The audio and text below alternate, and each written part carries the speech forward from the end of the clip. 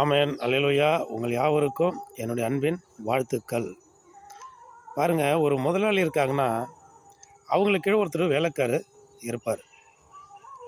அவர் கம்பெனியிலோ அல்லது நிலத்திலோ அல்லது விவசாயத்திலோ அவருக்கு கீழே ஒரு வேலையை செஞ்சு முடிக்கணும்னா தன்னுடைய வேலைக்காரர்கிட்ட அந்த வேலையை சொல்லுவார். அந்த வேலையை செஞ்சு அவங்க முடிச்சிடுவாங்க.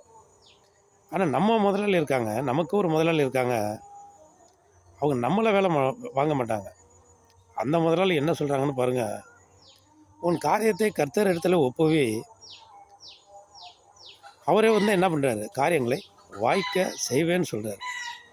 உன் வழியை கர்த்தருக்கு ஒப்புவி, அப்பொழுது அவர் எல்லாவற்றையும் என்ன பண்ணுவார், உனக்கு செய்து முடிப்பேன், காரியத்தை வாய்க்க பண்ணுவேன் சொல்கிறார்.